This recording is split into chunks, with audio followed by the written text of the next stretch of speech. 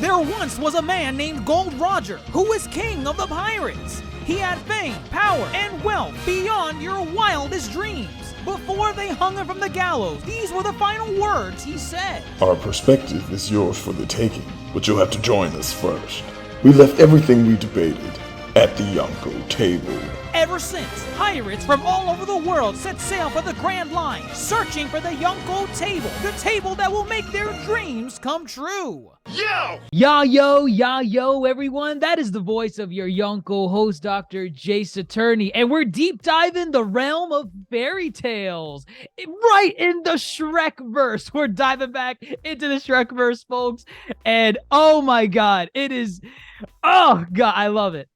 We're here to deep dive Puss in Boots, The Last Wish. It recently came out in theaters. We have a lot to say about this film. I have a lot to say about this film. Oh, man, I can't wait. But with me to deep dive this masterpiece is fellow Yonko Grandmaster Hoop. Grandmaster, are you here for Antonio Banderas in Puss? Fear me if you dare. Yeah, I'm here. Crazy enough, I'm here. Not only am I here, I'm actually like happy and excited to be here. And never would I thought the sequel to the spinoff of the Shrek franchise would get me here. And yet here we are. And dare I say, yes, I'm excited to talk about Puss in Boots: The Last Wish, because goodness, did you already say masterpiece? Is that what you just said earlier? And I'm standing by it. You can. It is. It truly is. And we're not trolling, guys. We're not trying to like build up to like be like, no, we're kidding. It's not really. No, like for real. It is phenomenal. I was so floored at everything. And we'll get into the nitty-gritty, but like this has got to be up there in DreamWorks like top 5 easily. Top 5. Dare I say top 3 even? I don't know. Yeah, yeah, there's a lot of competition in the top 3 because I'm now considering like, all of Shrek, Kung Fu Panda. It's to a point where if someone does put this film in their top 3, I respect it. It's in the conversation. It's in the conversation for sure. Puss in Boots, this film came out of nowhere, and I mean, you talking just DreamWorks. This might be one of my top 3 for all 2022. Wow, like just films period of this films year. Period. Was there competition this year though? Like solid, like, oh wow, I really like this one. Let me say I haven't watched a lot of the kind of the Oscar baited films this year. So, I mean, I should watch those. But of the films I have watched this year, easily Puss in Boots, I know it was for sure top 5. And it very much may be top 3. And for anything to dethrone it, I feel would take a lot. Because there's a lot that happens in this film that they do so well. It's crazy. It's crazy because, again, it's Puss in Boots. Of all things. Like, why? Why did it go this hard? It didn't need to. It did not need to, nor did anyone, I think, ever expected it to. Like, you tell me Puss in Boots, the sequel, is going in on the animation, going in on the character development, going in on everything, and I would be like, you're batshit. There's no way. There's nothing. No, absolutely not. But you know what? What great story exists without the proper setup? What sets the stage for Puss in Boots to even exist as a sequel? Because you even said it yourself. Of all things for us to go in on, why are we getting a goated sequel to Puss in Boots, the original, after 11 years? It's a decade. That's crazy. A decade. Mind you, let me give you a breakdown. So Shrek 1, this is the Shrek verse after all. There's a lot of onions, or a lot of layers to this onion, right? Shrek 1, 2001.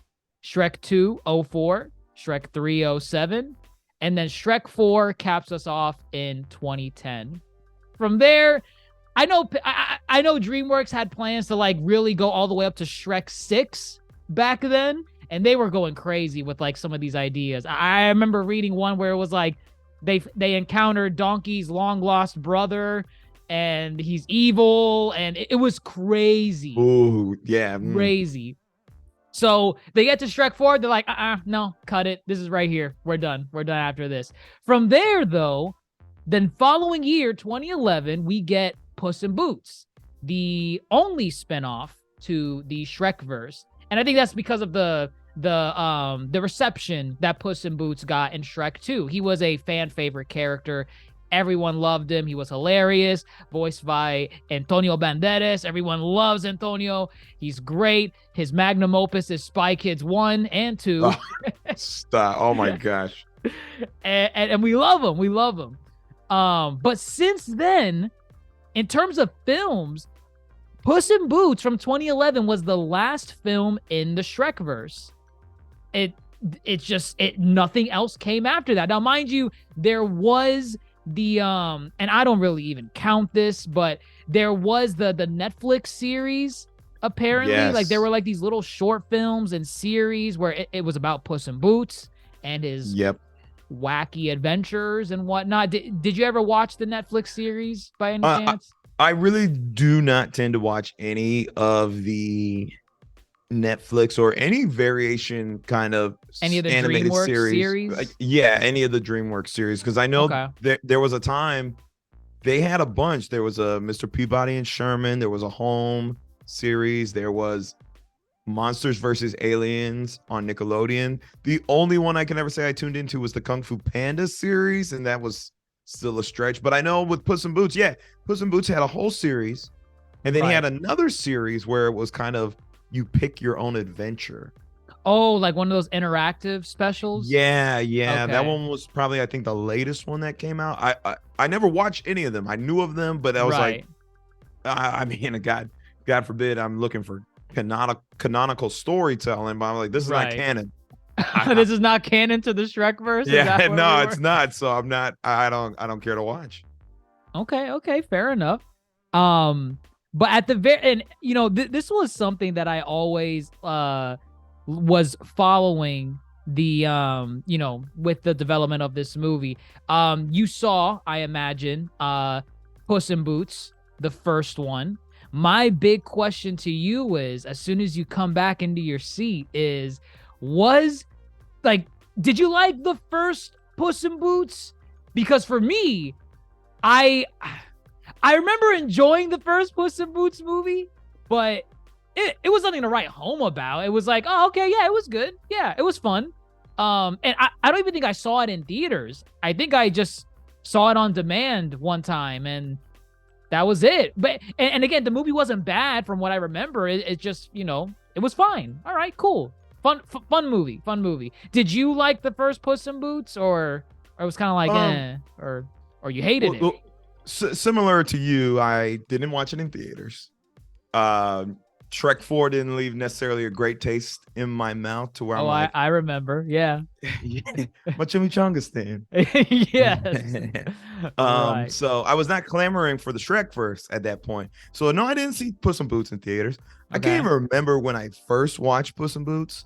I know I probably watched it on like some streaming. Shoot, it might have been in the last like 4 years, to be honest. With that said, I don't remember much of it. To me, it felt like a cash grab, riding off the coattails of Shrek. Okay. It was like, well, this is a lot of people's favorite character. Let's go ahead and pump out this film. And did they like try to differentiate it from the Shrek films? Yeah, for sure. It's basically a heist film. But at the end of the day, I don't think it moved the chains. It didn't really do enough to make it stand out and be like, this is a worthwhile investment. Like, let me actually sit down and pay attention fully. Mm-hmm. Will it come up in conversation as DreamWorks grades? No, it doesn't. It's just kind of there. And you forget about it. Like, again, I can't believe we have a sequel to this. It's been 10 years. I didn't realize it's been more than a decade. Right. And again, it did not do enough to warrant a sequel, in my opinion, at all.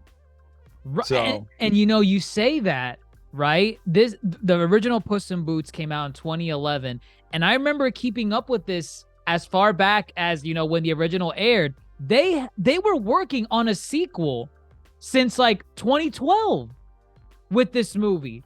And I remember always trying to keep up with it because back then it wasn't even called so like the first Puss in Boots, a little fun fact, it was originally titled Puss in Boots Origins of the Ogre Killer, and it was going to release in 2008 as a direct-to-video sequel. But as all things go in production, sometimes things balloon up. You see more ambition and you want to make something bigger and better than what your initial plan was. So then they went the full route of, let's make a big theatrical movie with the original Puss in Boots. So that movie came out, right? And then the following year, you got news, okay, we have a sequel in the works. Puss in Boots 2, 9 Lives and 40 Thieves.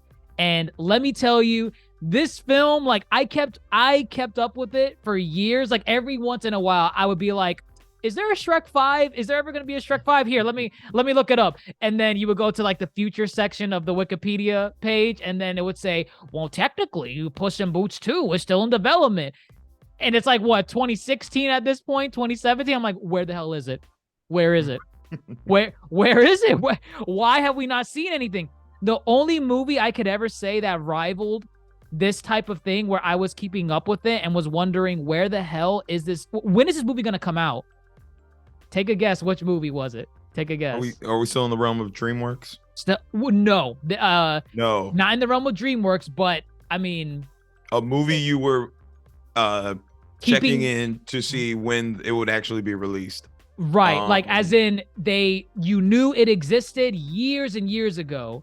It was slated, but it was like, where is it? Yeah. Where is it? Oh, it kept getting. It's gotta be Toy Story 4? No, Avatar 2. Oh, Avatar. Okay. Way of the Water. Right. Yeah. Okay. All right. That makes sense. I was just thinking about other movies that kind of went through development hell. Right. Well, I guess you could maybe count Toy Story, hell, maybe even Toy Story 3 in there. That one went through development hell. But no. Avatar 2 came out in like what? I'm sorry. Original Avatar came out in 2009. 09.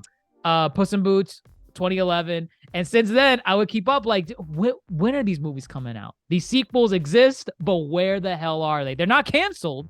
No one said they're canceled. Like I would always look it up. Everyone would say, yeah, we're restructuring the script. We're rewriting it. We got a new director, new writer. And it's crazy. But I'm so glad that this movie waited this long to come out, because you want to know something that changed the landscape of animation. Yeah, do it. 2019's Into the Spider-Verse. 18, dummy. 18. December 2018. You're right. 2018. It was a couple months after the PS4 game. You're right. You're Yes. right. Yes.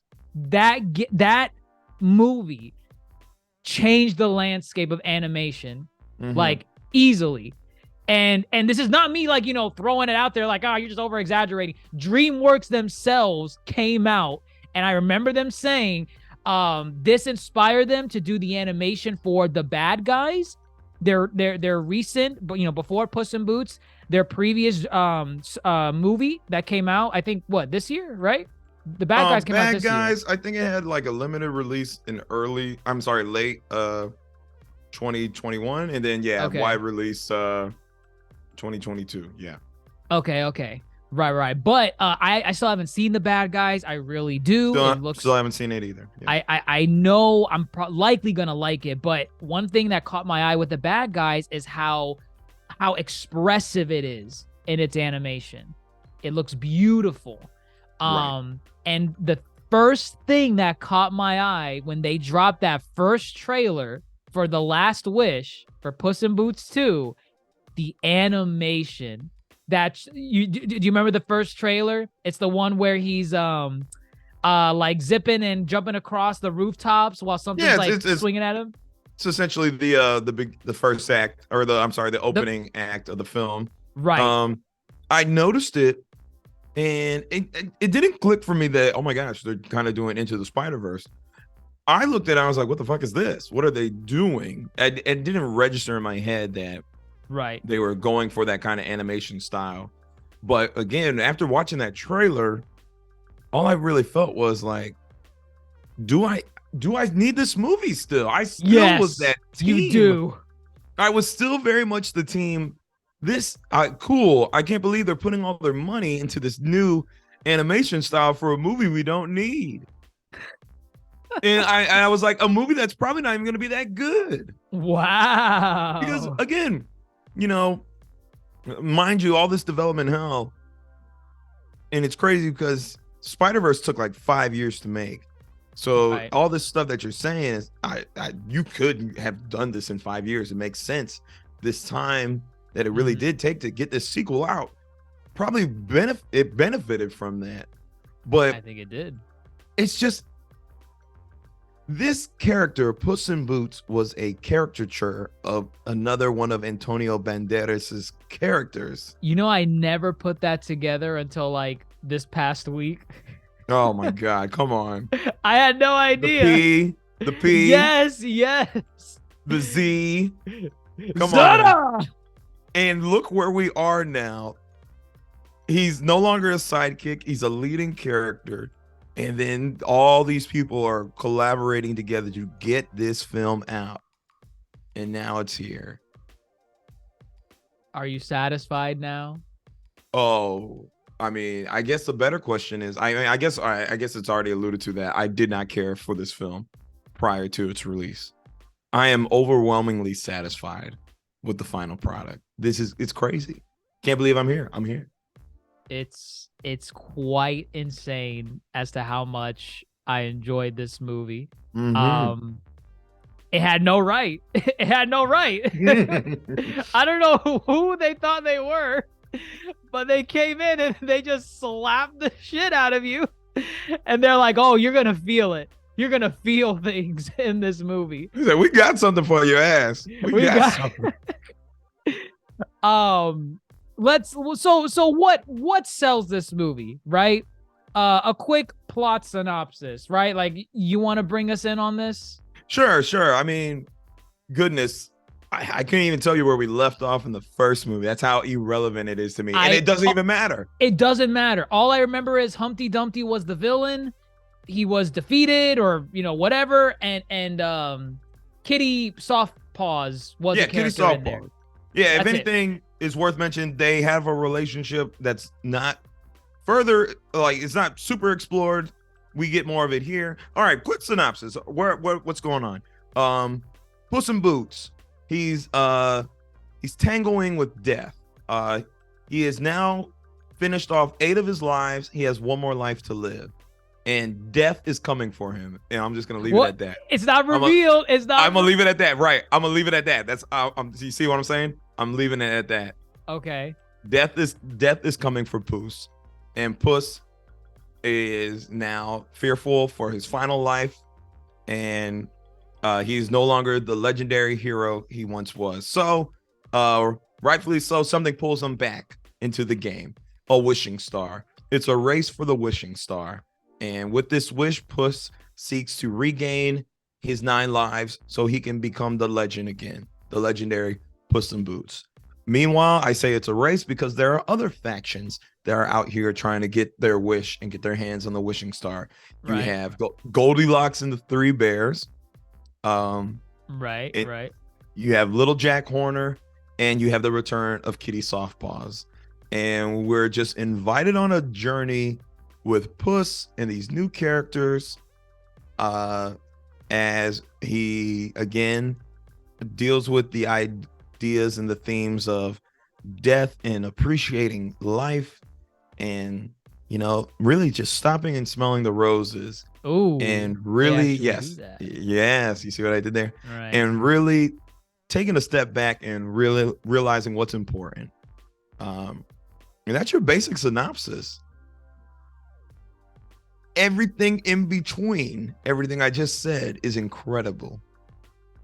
Speaking of, with what? With what they did, it's incredible. Right. Speaking of incredible, that opening scene, Mhm. my God, 10 out of 10. Yeah. That immediately, with the action, the animation of Puss and Boots just fighting off these the henchmen of the governor, and that Yes. song. Oh my God. Who's your favorite fearless hero? I love it. It's so good. We got to give a shout out to Heitor Pereira. He scored the film. He scored the songs. From Brazilian composer. So I feel there's a lot of unaware. I feel there's a lot of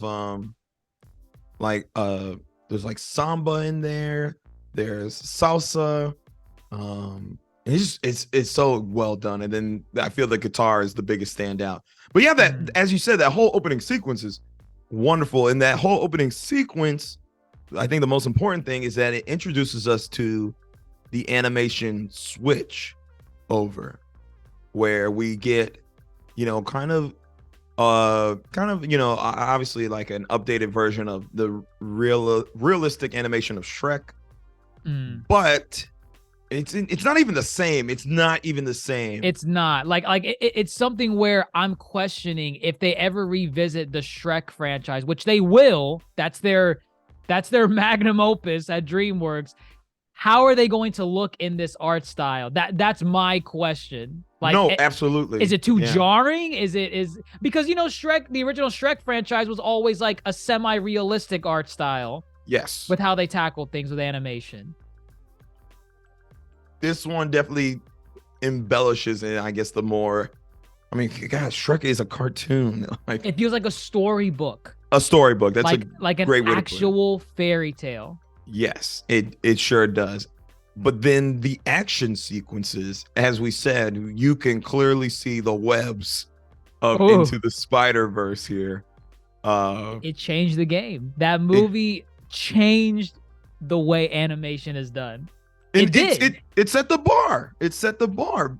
Because what you got here is every significant action sequence in this film literally transitions to this stylistic painting based, like, watercolor type animation, and we talked about it as we exited the theater. It's like stop motion times 100, and it works, and it's so good. It is. And mind you, we know it's not stop motion, but like if you see Into the Spider-Verse, it's that style in a way, especially with the action. Like the characters have like this weird, like low frame rate, like movement style when things pick up. When things slow down, when they're just, characters talking or making jokes or whatever, they move around like, like your typical 3D animated film. But when the heat picks up, oh my God, right there, the webs are all over it. And it's a good thing. I don't mind. I'm glad Spider-Verse left that influence on the industry for people to take inspiration from. That's insane. It's not a copy and paste. It's very much, we are recognizing what they did. We're going to try to do our own thing, but we give you your flowers because we probably would have never thought to do this if y'all hadn't done it so excellently first. So we are treated to this throughout the whole film. These action sequences that are very reminiscent of the Spider-Verse, and it takes it and does its own thing. It's a very much, it's not a copy and paste. It's very much, hey, let me look at the answers, but I'll make it look like I did it myself. Right. But it's still like original enough to not make you be like, oh, this is just Spider-Verse. No, exactly. It is such a trip from beginning to end to where I could not, and I'm dead serious, I could not wait until the next set piece because I knew I was going to be in for a visual treat. Because they go in, they are insane with how they handle the action sequences in this movie. But of course, a film doesn't just stand on its own by just, showing off pretty colors and flashes on screen. It's got to have the core makings of a great story and great characters to carry that story on its shoulders. There is not a single bad character in this movie. You cannot name me one, and if you name me one, I'll show you a liar. I'll show you a liar as well. It's interesting, when you say that, because again, this is part of the Shrek franchise. We have had 2 Shrek films where we have had bad characters amongst good characters. All right. Okay. But as you said, there are no bad characters in this movie, and it's crazy to me. Like, where was this attention to detail in your magnum opus? Like, you're on your 4th entry, Shrek Forever After. Why are we getting characters? Right, the finale. Why are we getting characters that we walk away? Hey, what was their name again? Like, my chimichanga stand. I know his name. Oh, I know you do. Right. Name me the other ogres. I don't remember the other ogres. Me neither. That's it's crazy. It really is, because this is like what I like to call the DreamWorks paradox, where DreamWorks, despite what you may say about DreamWorks, in a lot of ways, DreamWorks was spawned out of in a lot of ways hate and despite. I'm sorry, not despite, spite. It was spawned out of spite against Disney. Yeah, we all know the origin stories of DreamWorks, and I feel like when you carry that spite, like into like you form your company, your animation juggernaut with that spite in mind, you can make great things to like try to show the man, hey, we can compete with you. At the same time, that can carry into just ugly ass projects where you're like, what is this? Are you referring to any film in particular? Oh my God. Shark Tale. Okay. Yeah, right. My God. Home. All right. Mind you, folks at home, Dr. Jace just dropped some names. Not saying that they're bad movies, but the quality in comparison to their competition is obviously noticeable, the gap. You cannot tell me that Home. You know what? No, you cannot tell me Shark Tale is in the same conversation as either Shrek 1 or 2.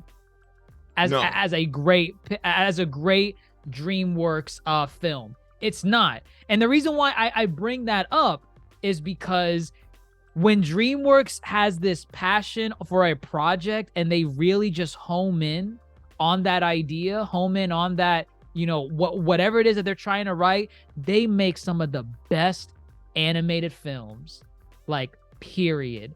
Kung Fu Panda. All right, yes. Oh my God. Like, you can tell 1 through 3, all of them. All 3 of them, correct. Which is insane because Shrek doesn't have that. Shrek has 1 and 2. You know another one? How to Train Your Dragon. Yes, all exactly. 3 of them. All 3. All 3 of them. All 3. There's not a dud in them. And you see it when they put their mind to it. They create just masterpieces. And then, you look at some of the duds like Sinbad. Everyone forgets Sinbad. People put on these rose-tinted goggles like, oh my God, remember how great Sinbad was? Legend of the Seven Seas, Sinbad, voiced by Brad Pitt and that other lady? Yes, Michelle Pfeiffer, Catherine Zeta-Jones. It's not enough because it's a lot of fluff. It's a lot of fluff. B-movie. Okay, B-movie has a cult following. It does. I'll give B-movie it's flowers. Ooh, it's literal flowers. Clever. But anyways, I mention all of this, right? Because when they put their mind to it, they're giving us characters that are great in this film. And I saw passion. There was a passion in this movie. Puss in Boots, obviously the main character. Fantastic. fantastic in this movie. He goes through an arc that I was tearing up in the theaters. Neither Shrek 1 nor 2 got me crying. Ever. Never. Not, that's not to discredit the Shrek films. It's not. Before Shrek 1 and 2, GOAT status. They Yes. still are GOAT status. Yes. And it's interesting, you know, a lot of people call this, you know, the Logan of the Shrek franchise. Oh God, that phrase. Now, when people said that, of course, we're thinking, okay, so that means it's the best film in the franchise. Yeah, I think like what did you mean? What Right. does that mean by yeah. Well, walking out of the theater, I think what they really mean is it's a very introspective film on a character. Logan was very introspective and gave you great, you know, insight on Wolverine as a character, and you reflect on his whole journey in the franchise, and you're treated with this, you know, this outing with him that culminates in this really emotional arc. And that is what you get with Puss in Boots. But the thing is, you know, different from Wolverine is that Puss in Boots was a sidekick, as I said earlier. Puss in Boots was not probably warranted this emotional arc. But what we get here is just it's so well done. So are we talking Puss right now as a character? We're talking Puss. And you know, you mentioned that it's the Logan of the franchise. I remember walking out of the theater with you after seeing this movie, and I do see the Logan comparison when you put it as a character piece. Yes. I think surface level, if you just want a straightforward, this is going to click with anyone, whether or not you see the movie, it's the Bumblebee of the Shrekverse. You remember the Bumblebee film? The Transformers, yes. Transformers, right. Right. Where yes. you had very good point. Very good parallel. Yeah. Right. You have your main Transformers films, you know, for better or worse. Some were good, some were ass. Literally, I think you're talking about one and the rest are ass. One was good, the rest were terrible. And then, so like everyone's kind of tired. They're like, okay, no more Transformers movies. No more Shrek movies. Ooh. And we're done.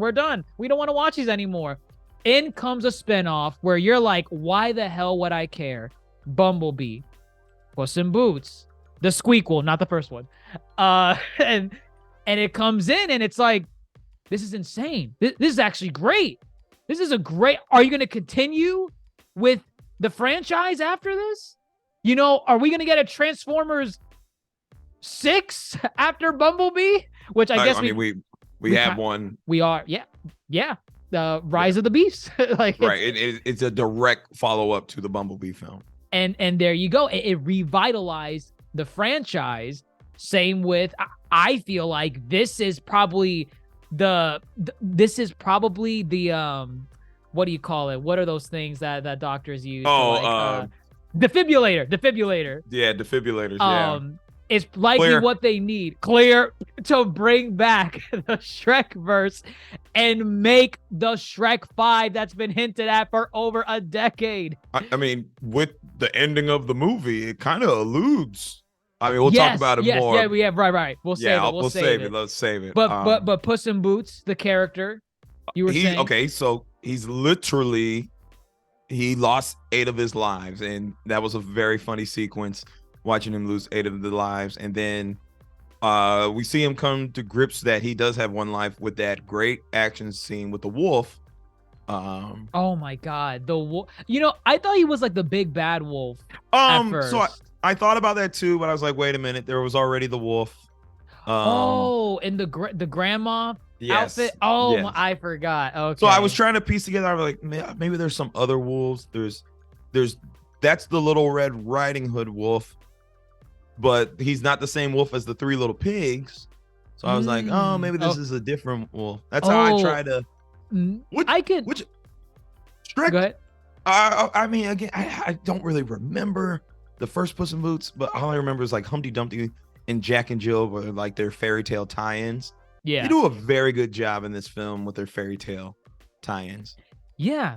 A lot of them are just like little Easter eggs like Yeah. little knickknacks. I mean, you mostly see them through Jack Harlow, right? Jack Harlow, the rapper.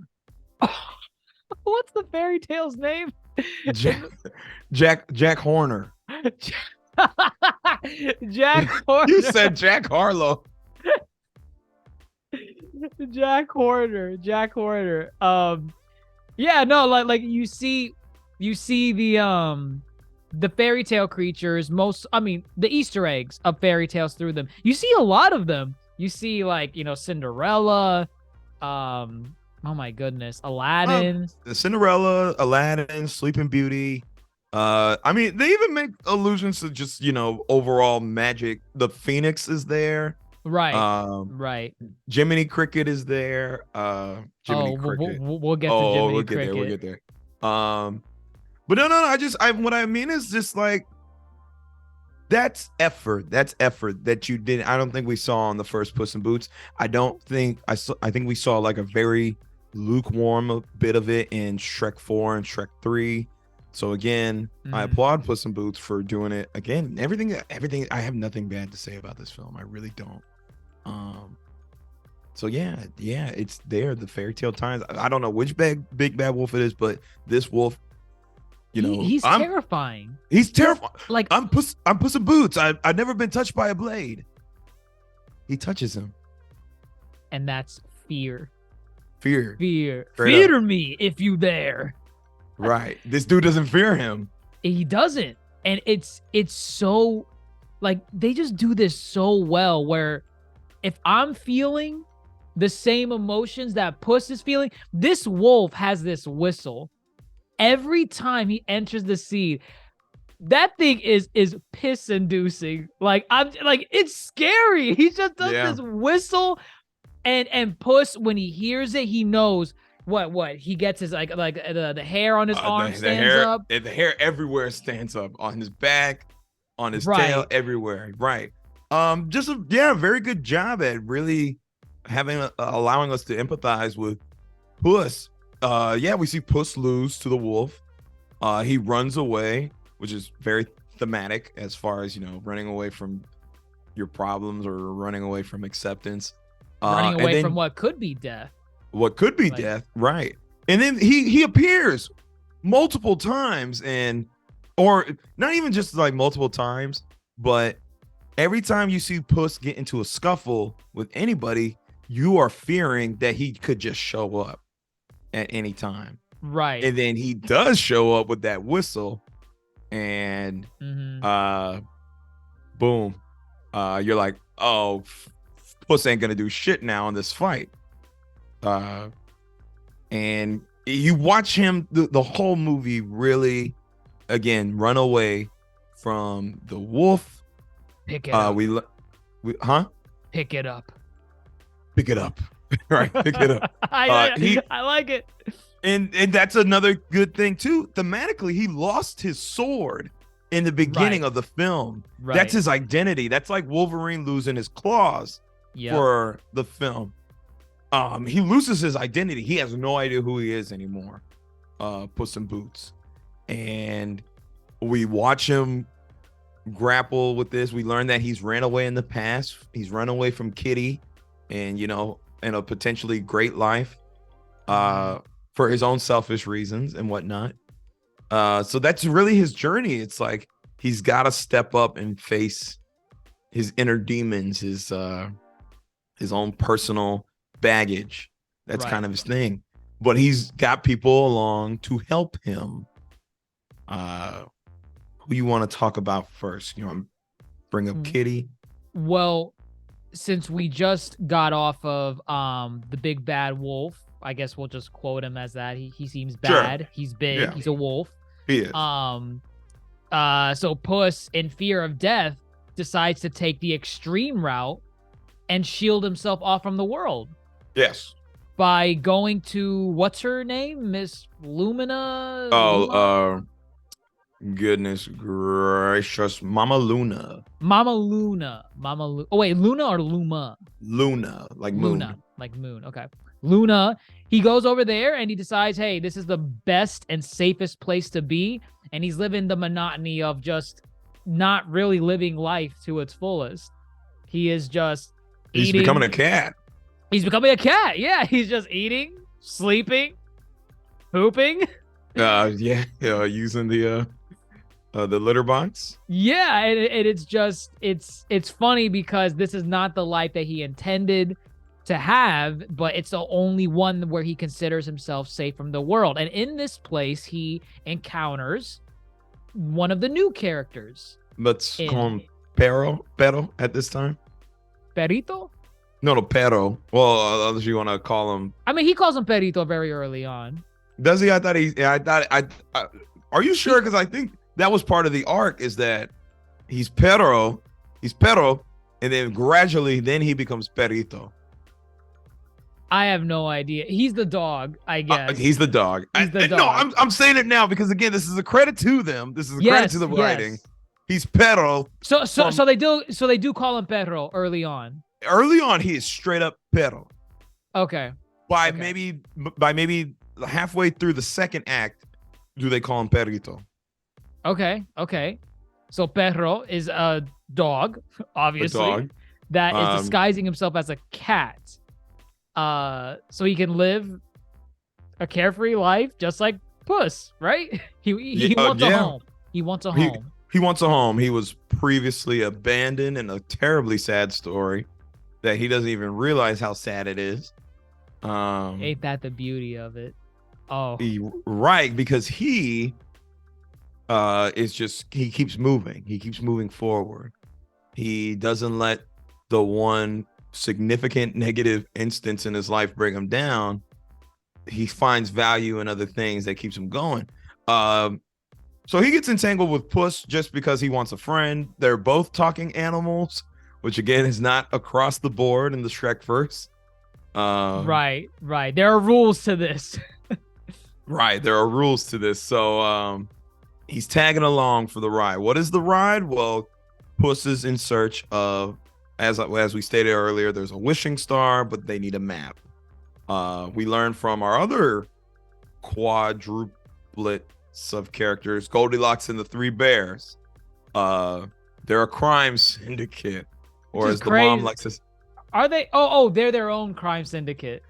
The mom would like to call it a crime family. Okay. Right. Yeah, they're their own crime syndicate, and they wanted to hire Puss to steal the map for them so they can get the wish. And now Puss is gonna go get it for himself to get his 9 lives, and Pero's here for the ride because he won't go away. Right, he just tags along. He's like a leech, a lovable leech. Puss. Lovable leech, right? And from there we get just this unlikely pairing. Right. And at this point, Goldilocks and the Three Bears, they're kind of like they're the ones that introduced the concept of the wishing star at this stage. Puss finally sees that as his out when he encounters them. He's like, oh wow, a wishing star, I can wish back my 9 lives. Not realizing, like, Puss, you could wish back your 9 lives, but you could still die after 9 lives are taken, and you're back to where you are again. But I think that's the point. I think that's the point of the film. Wishing for something that you think is going to bring you eternal happiness, when in reality, it's going to be something temporary. It's not something everlasting. Because the entire time, he never once said, I'll wish for immortality. He said, I want 9 lives. Right. So, but that sets off the quest. And I think the first thing they do is first go off and they meet their, the other new character that we mentioned earlier from the nursery rhyme. Yes. I'm going to say Jack Harlow again. What's his name? Horner, Little Jack Horner, or Jack Horner, Little Jack Horner. So what rhyme is this? This was the one I was not familiar with. I've heard the name. I myself am not too familiar with it either. I got it right here. Little Jack Horner sat in the corner eating his Christmas pie. He put in his thumb and pulled out a plum and said, "What a good boy am I." Great. Okay. Okay. I guess that's the comedy in it, because I think even there were some characters that were like, "Aren't you the fairy tale Jack Horner?" And He's like, no, I was a nursery rhyme. I'm more of a nursery rhyme. John Mulaney, Okay. sold it. He does very well. But he's scarred. This is a scarred character. We get a lot of scarred characters in this film. Right. He And has a lore.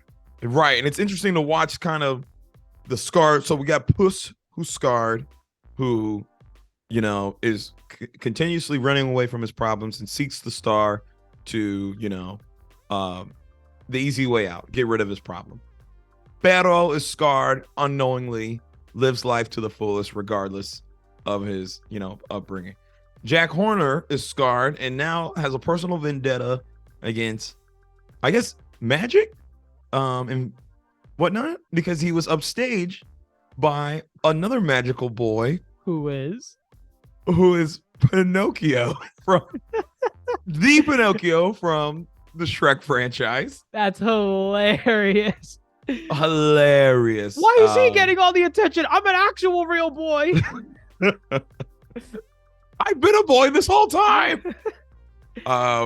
Great throwback. Very great throwback, and without it being in your face, like, ooh, look, here are some of the Shrek characters. Ooh, this was actually well done. Well, let me say this because we actually forgot to mention. Well, this film again, I don't think I'm like 100%. They didn't make any real references to the greater Shrek franchise in the first Puss in Boots. Yeah, I think it was very isolated. Very isolated. And to the point we didn't even know if Puss in Boots was a prequel or a sequel. We had no idea. I think there were some hints here and there that maybe it was post Shrek 4, maybe, but again, isolated. Yes. Like there's no confirmation. I get the feeling that they did meet Shrek already at this point, but you don't know, okay, well, which Shrek though? Like Shrek 2's Shrek 3's Shrek 4's Shrek. Well, this film confirms it. This one, right. This one does. One, we get this funny tie back. We get how Puss lost one of his lives, which was hilarious as well. Do you remember? Wait, which one was this? Puss, I think you put the oven too high. Oh. Not the gumdrop buttons. Gingy. Okay, I'll tell you. He's like, no fear, gingerbread man. He did set the oven too high. He burnt himself to death. Mm-hmm.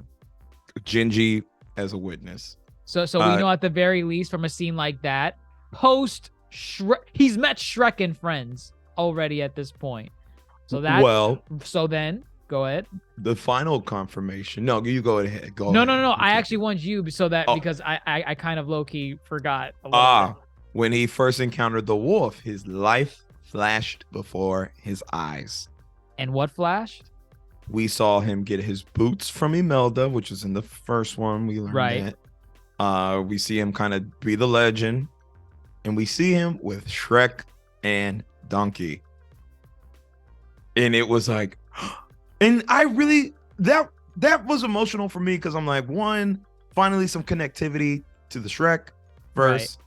Two, he values them. That is a key moment in his life.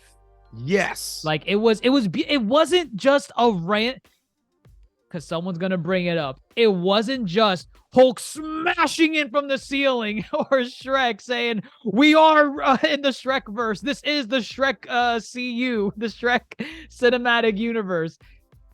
This was an emotional bit where, yes, it is a callback to a character, but it was so subtly charming. He values them. That's perfection. Yeah. I love it. It's cathartic. It felt good. It felt good to see the Shrek franchise validated in this film. And then as a character for Puss, like, you know, for a man who seems overwhelmingly selfish and self-absorbed, he actually does care about things and people. And it was nice to see. It was nice. And as you said, it was subtle. It wasn't egregious. It wasn't overdone. It was boom. And then that's it. and it was Right. enough. It was enough. It was. I liked it. Yeah, good stuff. And then we'll save it for the end, but then there was the Yes, final the Easter final. egg. That was the Yes, that was the final one where I'm like, come on, man, give it to me. Give me a the nice next one. a nice cherry on top. A nice cherry on top. A very nice one. Right. And But yeah, go ahead. oh, I was gonna say back. Are we going back to Jack Yes, Horner? yes, Okay. yes. So back to Jack Horner. He hoards magical items. So the wishing star and the map to the wishing star is very much on his agenda. Puss sneaks in, retrieves the map, and he also retrieves Kitty Softpaws. Kitty Softpaws is there. Kitty Softpaws is back. I don't remember where they left off in the first film. I want to say Yeah. bad note. They were on bad terms. I want to say they were on bad terms. I Clearly, really don't 'cause- remember. Because in the first film, I don't think there ever was like a wedding scene. It was see, I there was no scene. Again, I think they what's the word? They alluded to it. Their history, their past, but we don't get much. We don't learn much about it. In the movie, the final scene, it says Puss and Kitty finally share an outlaw kiss. So they did end on good terms in the Oh, maybe San what was it? San Paulo? Sao Paulo? Or no, I don't know the name of the city they kept mentioning in this film. Oh yeah, the city in this film they were talking about was something isolated from the movie. Originally, when they met Kitty Softpaws, Santa Colomba. when she was bringing up that city, in my head I was thinking, oh wait, was that like the city they were in the Puss in Boots original movie? And yes, that me also, too. That also made me think, oh wow, I guess did they really end on bad terms in that movie? I don't remember that. But as the movie goes on, you learn that there was a wedding scene that was very heartbreaking, where Puss in Boots just, he was gonna marry her, and Right. he didn't show up. Neither did she, but that's beside the point. He did not show up, and that at that point I was like, oh okay, this is post Puss in Boots 1, Right. It's because there was no wedding scene in the first one. Right. So we don't learn it's a church until much later, but they're on bad terms. But of course, they're about to be in it together because Goldilocks and Three Bears show up. Jack Horner and his arsenal of magical weapons, they stand no chance. So, and now they're a trio. It's Puss, Kitty, and Perro. And Kitty wants it to wish for someone she can trust. Right. She has trust issues, predominantly because of Puss. And then from here we get an adventure. And I feel what you think you get from this setup is that it's gonna just be kind of action here, break here, action here, finale. And that's what happens. Again, it's everything along the way that makes this unique and something special. Right. Like you learn a little bit about Perro's backstory. Like, okay, how Perro. he ended up how he was. How did he end up? What happened to him? He was part of a litter of other puppers. Yes. And they apparently found him just as annoying as Puss and Kitty. And from there, they would play hide and seek. They would always have him be it, and it would be a game of them trying to lose him and get rid of him because they wanted nothing to do with him. It got to a point where they got so good at the game that they stuffed him in a sock, stuck a rock in it, and threw him in the river or in the river. Like, they tried to kill him and he doesn't realize that, and he never realized it throughout the entirety of the film. And I think that's important for a character like him. It's what he just keeps moving forward. Yes. He doesn't let the mere concept of, yeah, my siblings just tried to kill me, hold him down. I think it's beautiful. Well, it's beautiful given kind of what's going on with Puss. He's the antithesis right now to Puss. Puss is running from his problems. He is not appreciative of life. And he's letting all this baggage wear him down. And now he's a former shade of himself. While this dog here, yeah, as you said, just keeps moving forward. And what's really good too, and again, it's not in your face. You know, they mention it and then show not tell. They show it. Right. Pedro has a dream to be a therapy dog. Yes. And you think it's a throwaway line because he mentions it, just once? He right? mentions it once. Right.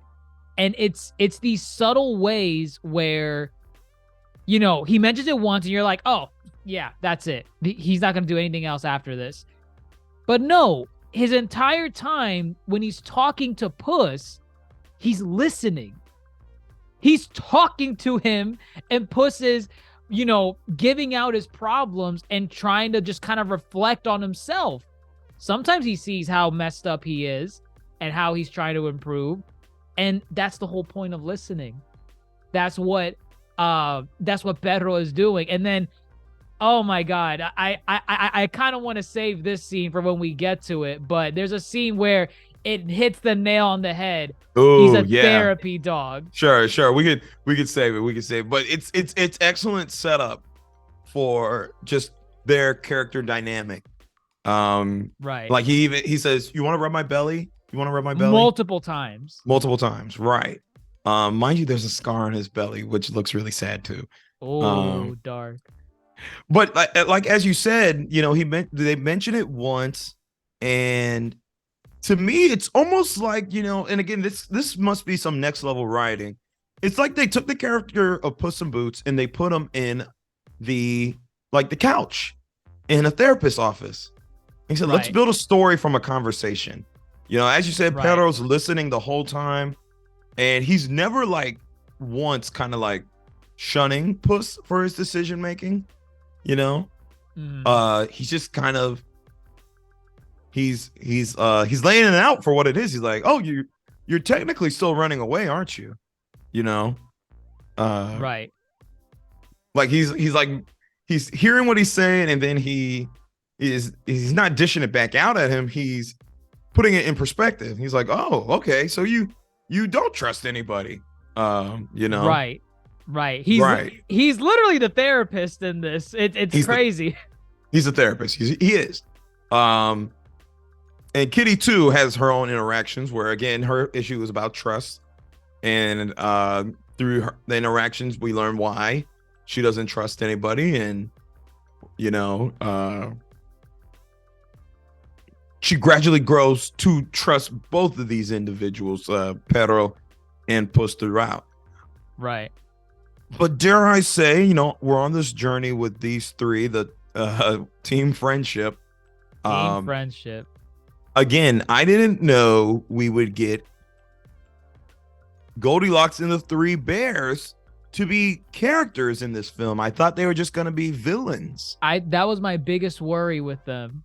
I was like, yeah, it's cool that we have a cool spin on a fairy tale character, because that was the whole thing with Shrek, right? Yes, you bring in some fairy tale that you know from, you know, your childhood, and they add like an interesting spin to it. So like, you know, in the original Puss in Boots, Jack and Jill were in there, but the twist was Jack and Jill were like an outlaw married couple, I think. Right. Yeah, that's essentially. So yeah, they bring in Goldilocks, and she's like this. At first, it seems like a tamer of the three bears that she, you know, broke into the house of. And I thought that I thought they were gonna leave it at that. Mind you, Goldilocks is voiced by Florence Pugh. Florence Pugh. It's freaking Florence Pugh. Insane. I wasn't expecting that. She's on a but fucking roll, man. she's making rounds and waves everywhere. It's crazy. It's crazy. But yeah, they have character.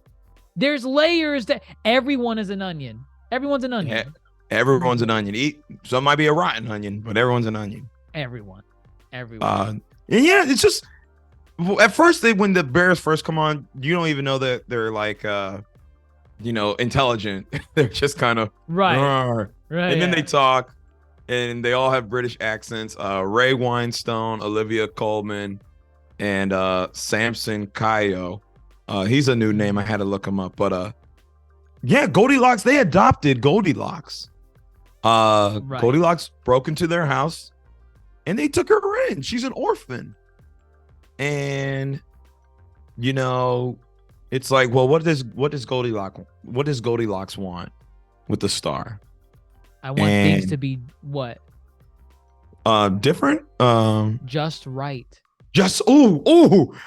See, again, I love that. That it's perfect. It's perfect. It's perfect because one, you thought it would be a throwaway because they did it earlier on, where they're like, the bears are like, oh, it's too hard.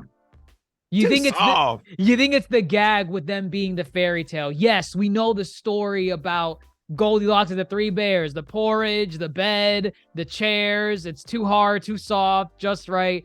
And you think it's like, okay, yeah, whatever, just right, sure, whatever. There's layers to what she is saying. Yes.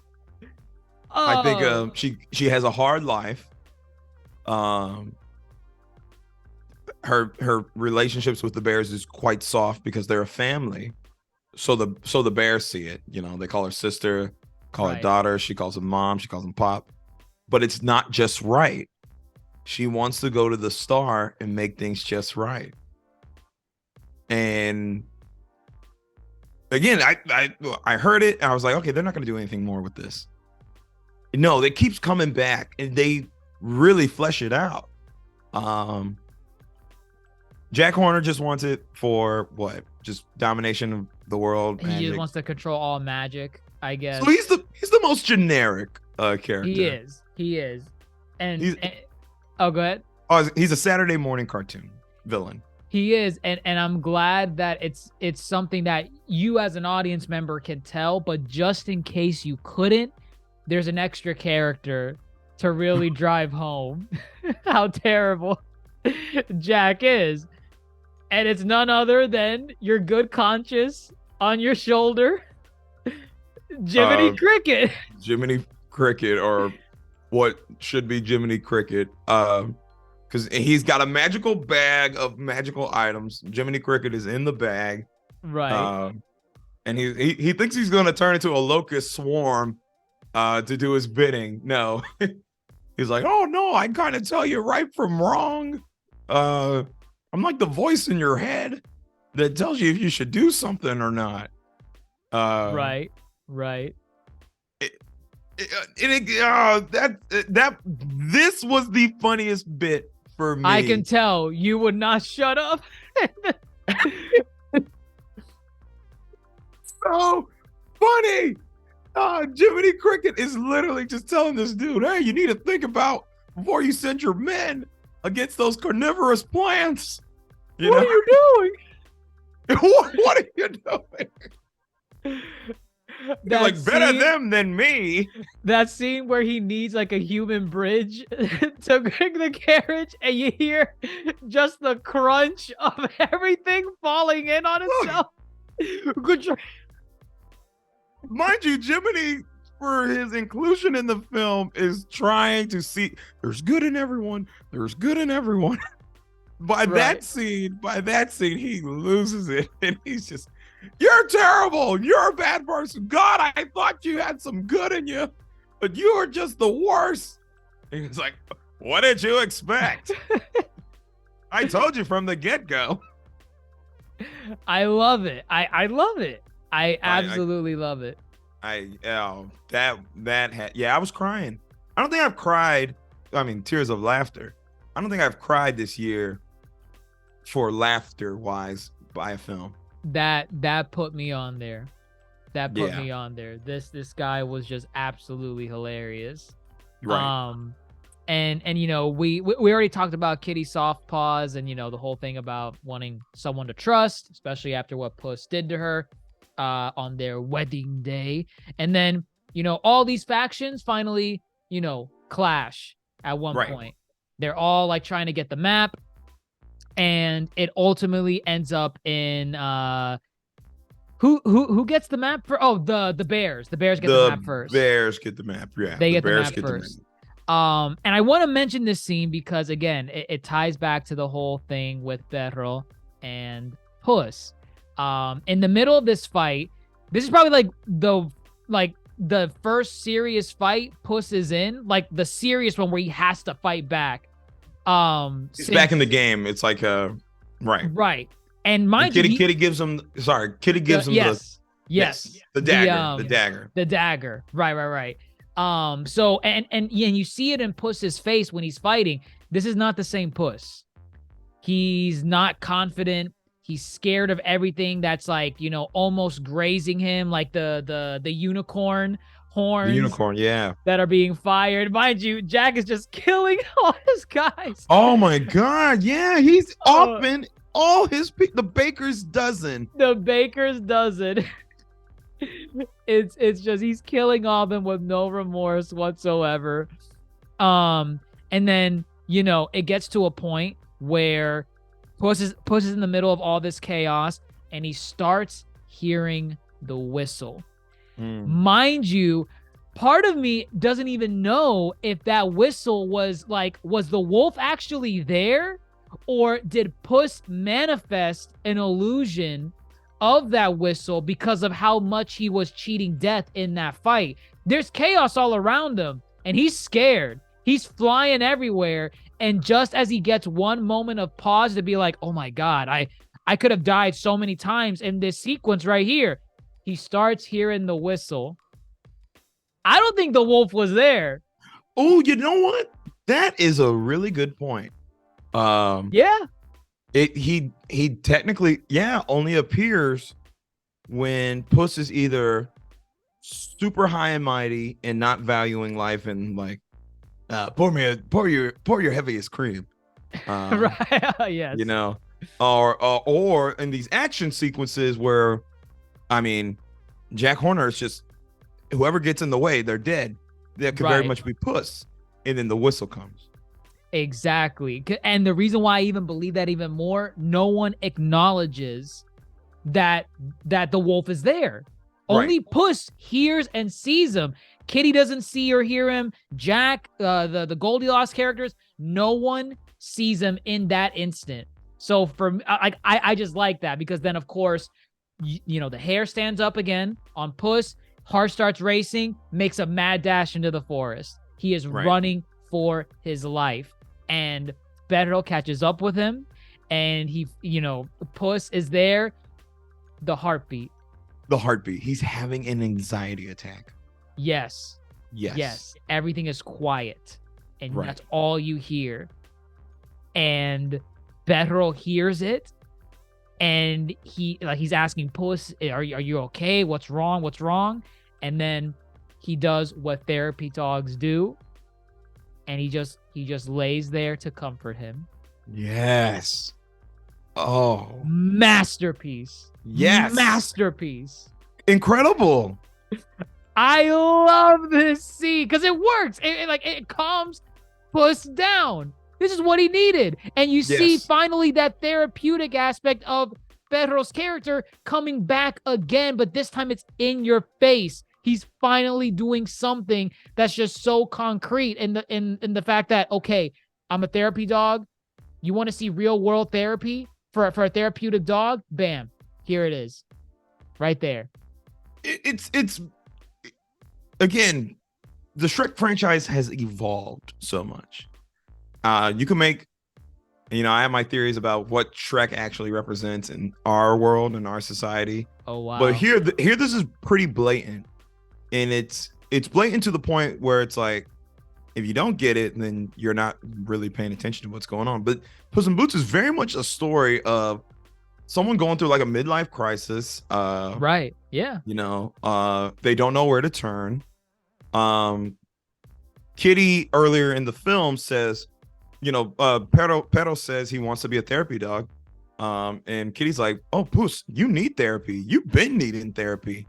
And it's like, Puss is very too high and mighty. He's too proud to seek therapy and to seek help. Here it is in the form of a friend who knows exactly what to do when the moment comes. Like, talking at Puss is not going to do it. He, as you said, he heard the heartbeat, bam, puts his head down, comforts him, calms him down, and then Puss starts opening up to what's going on. He is afraid. And I think that was I would say the cherry on top of that scene. If you weren't won over by Pero putting his head on Puss, you're won over by their conversation. Puss finally opens up about his issues. Why he's afraid. He's afraid because he's down to one life. He confesses as to what he wants his wish to be, to get his lives back. He is ashamed. He feels great guilt for leaving Kitty because he knows it was wrong. And he doesn't know how to confront this issue. And Pero talks him through it all. Therapy. What is that from? Is that from something? What? They're like that. Oh no, I'm thinking of Sokka and Avatar. It's like poetry. Ew. Therapy. Of course. Yes. Such a really good scene. It's a really good scene. It is.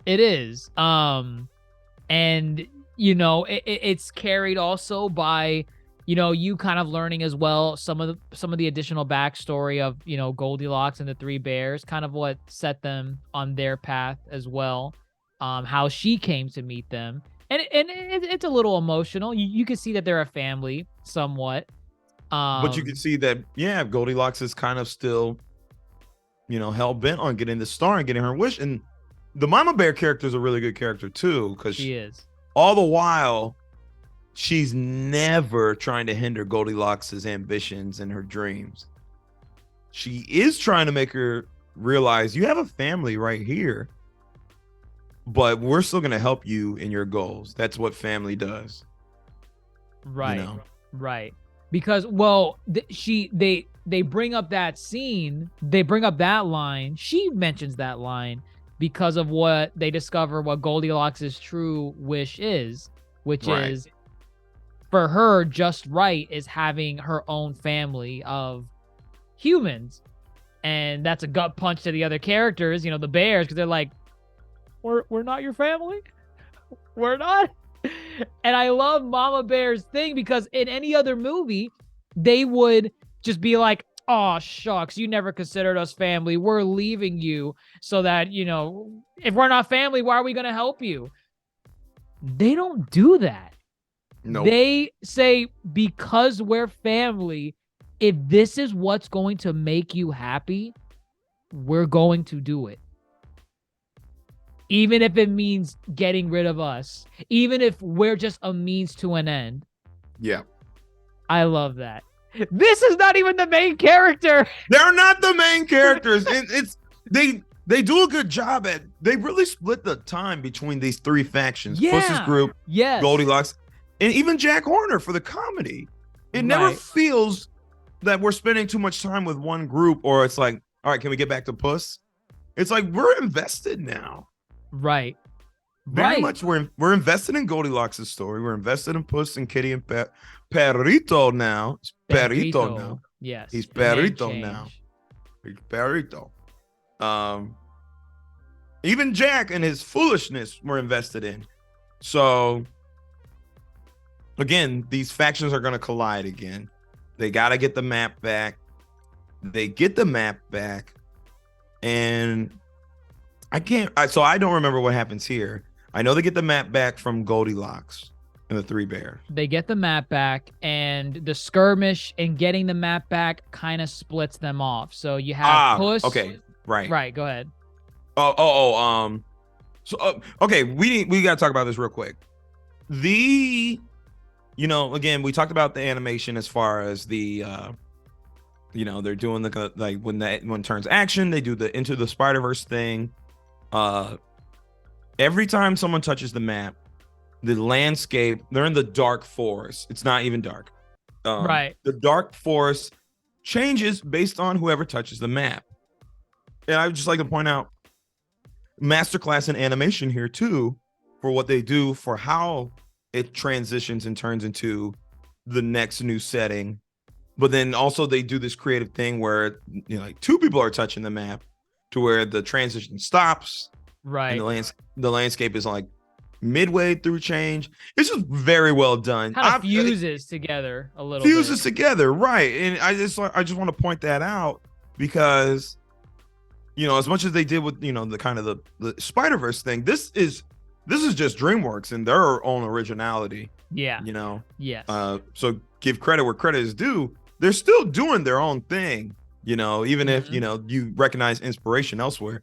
So I applaud them for these scenes. So because what happens is I think two of them grab the map and Puss opens up the Cave of Lost Souls. Right. Puss gets stuck in the Cave of Lost Souls. And I think this was a really well done scene as well. He comes face to face with his past lives, which is, the idea of past lives, it is, religiously embedded in many religions and whatnot. These past lives are probably him from like a couple of years ago. Right.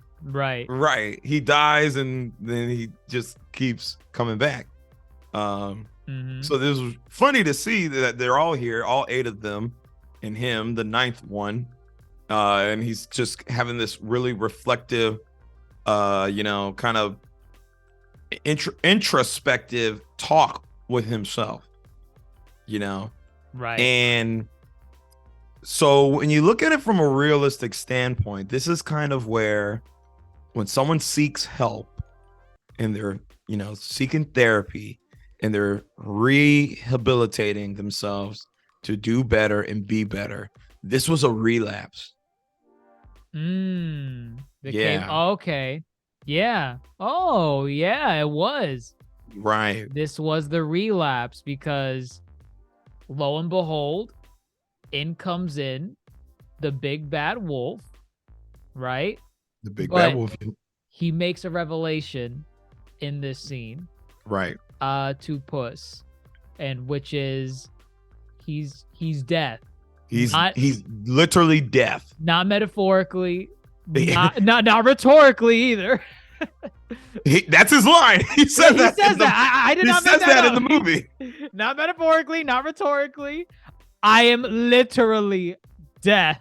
And I've been with you all 8 times. Oh God, he shows his sickle and it shows the lives that he's taken from Puss. Yeah. And it's funny because he said he was always there and he never noticed him. And that again and to me, like, that could have easily have just been an ass pull. That could have been like, oh, you didn't have to do this. Why are you making him tied back to all this other stuff? Why are you making it seem like he was tied back to his other previous lives? Why? It makes sense though, because in those previous lives, Puss never would have noticed him because he never feared death. That's why he never noticed the dog. It's only until he gets to his last life that he notices this man. He makes an appearance in front of him at the bar for the first time, and he tries to kill him. Right. Genius. I was always there. You just never noticed me. It's genius because he says it's not a metaphor, but it works as a metaphor. Yes, exactly. Exactly. But he is the manifestation. So it's layered. It's layered. This is probably the biggest damn onion in all the Shrekverse. Easily. Yeah. Easily. It is. It is. It's so well done because he says, I'm here for your arrogant ass who does not fear death, who laughs at death's face, and does not value your life. Look what you've done. You've wasted 8 of your lives. When are you gonna stop? He's calling Puss out. You know, he's like, just give me your 9th one. You don't care. You're reckless. Yeah, you know? I'm doing you the favor. Right. I'm tired of waiting around for you to mess up. It's done. You're coming. Pick it up. Oh God, I love. Oh, actually, no, that wasn't the scene. That wasn't the scene. It's at the finale. It's at the finale. I thought he did it again in this scene. Okay. No, he didn't. He didn't throw it. If he did, he didn't pick it up. Okay. Actually, no. You're right. Yeah, it wasn't this scene because then he would have had to have done it again, and we didn't know if he had it. Right. We didn't. Right. Okay. Which the whole time I was like, how's this sword gonna come back into play? I knew the wolf definitely had it, and he's probably gonna say the line, "Pick it up. I want a real fight." But it wasn't gonna happen until the finale. It wasn't gonna happen until the finale. This movie is so good. It is so good. I can't get over it. It is so good. But Puss, runs away again. He runs away again. Again, more to the relapse. Right. Yeah. And I love this layer of the onion because he is clearly running away in fear, but he has the map with him. And this is a character that wanted to make things right with Kitty. And he was making it. He did apologize. He did apologize before this scene, but in this moment where he's running out of the cave, Kitty and Perro, after Kitty saved Perro from the Goldilocks bears, they're finally catching up. From Kitty's perspective, Puss is running. They call out to him, "Hey, Puss, we're here." And he looks back, makes eye contact, and he keeps running. But not because he wants to betray them. He relapsed. He is in fear of death. But from their perspective, they don't know that. At least Kitty doesn't know that because he hasn't told her anything about what he's in fear of. So from her mind, she's thinking, wow, he's doing it again. And now she's gonna relapse. She finally thinks she can trust him again. Right. And now she can't. And again, it's just done really well because, oh man, where was I going with this? Hold on, give me a second. Oh snap. He fears death, but now he fears death not for his own sake, but now he won't be able to spend his life with Kitty if he loses this last life. Oh, you think he was still thinking of her in this scene? Obviously, the biggest thing is just he's not accepting that he can and will die one day. Mm-hmm. But there are seeds of him, and that's what we see in his growth, that here are some people in your life that are worth spending your one life for. But, instead of realizing, let me just enjoy my life, he's trying to escape death. And that's the problem. Right. So he thinks I will be able to enjoy my life with Kitty if I can escape death versus let me just enjoy my life. Does that make sense? A little bit, yeah. I could see it. For me, it was definitely more like of a selfish act because no doubt it was. Because there is a fear of death, but also, him wanting to gain back those lives, he wants to become the legend again. He wants to become the legendary Puss in Boots, the one that's confident, the one that can fight back against this thing that's chasing him. And, we get to the Wishing Star, and this is where all the parties meet again, right? Everyone is here. You got Jack, you got the, Goldilocks and the Three Bears, you got Puss, you got Kitty, you got Perrito, and they're all making a mad dash for the map to make their wish. This is all really good because you get development in the fight as well. You get Goldilocks coming to she's about to make the wish that she wants. She's got it. It's in her hands. It's over. And you have Baby Bear being sucked into the void, and you saw one of Jack's Baker's dozen men get sucked in. You're like, oh well, he's dead. Jack, help me. He doesn't help him. of No. course. These people are dying, by the way. Yes, yes. Oh my God. Can we mention that this movie really? What is this movie rated? They're PG. pushing PG. PG. Yeah, PG. What they are pushing that PG rating. This is borderline PG-13. There are characters. I mean, in the old Shrek movies, you know, they would show death, you know, a little bit, like, you know, the big bell fell on Prince Charming. Lord Farquaad gets eaten. They show death. Characters die in the Shrek verse. It's not gruesome. It's not gruesome. These almost felt gruesome. Yes. The whole explosion with the unicorn horns, these people getting sucked into the void, wherever that was, outside of the wishing well. Didn't someone get turned into like a skeleton from something? Yes, by the bird? The flower. Oh, the flower. Yeah. Yes, from the roses. One of the roses ate one of the bakers. And then we watch a bunch of them fall to their death. Yes, with the carriage from the most comedic timed scene in the entire movie. Yes. So, you know, funny enough, we were talking about, you know, the wolf is death, and here's all this death surrounding all these characters. Right, exactly. It's beautiful. But yeah, Baby Bear is about to be sucked into the void, and come on, Goldie, help us. And she's grappling with, she's finally gonna be able to get her wish, and then she realizes that this is her family, and it was always right in front of her. And did not need no magic. No magic needed.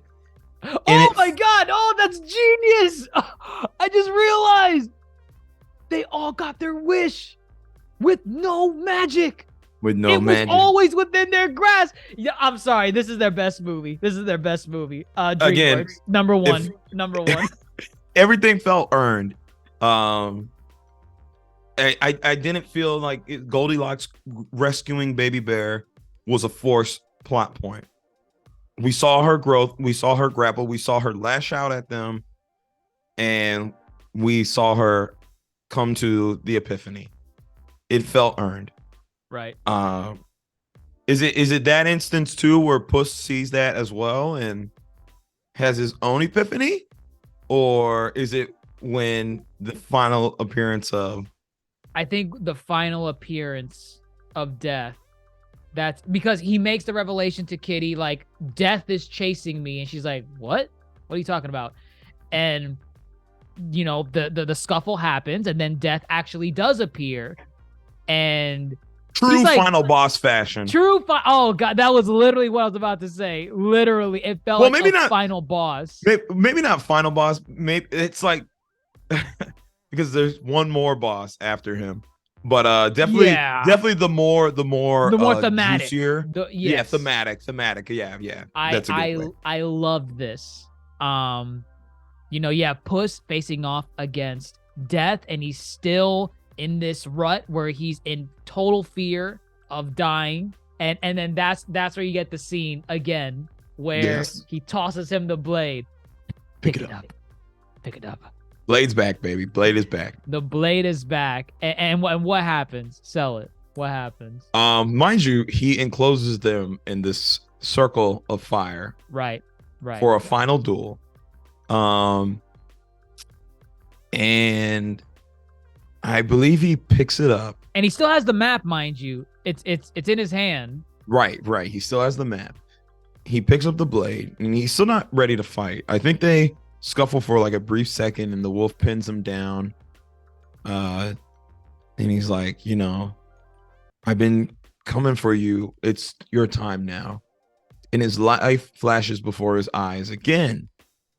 But now what flashes before him is his time spent with Perrito and Kitty.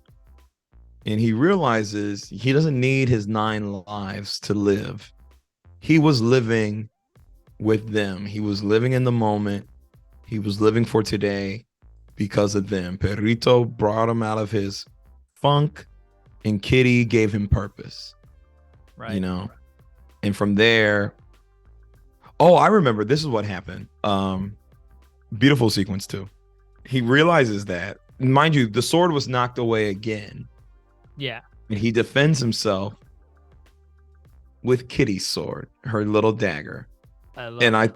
it's thematically wise. I'm like, because in the beginning of the film, Puss in Boots works alone. No, not anymore. He is different. He is changed. He is changed. He's got his sword. He's got Kitty's dagger. And he takes on the wolf. And did this feel like an anime fight to you? Yes. Yes, Okay. it did. It was earned.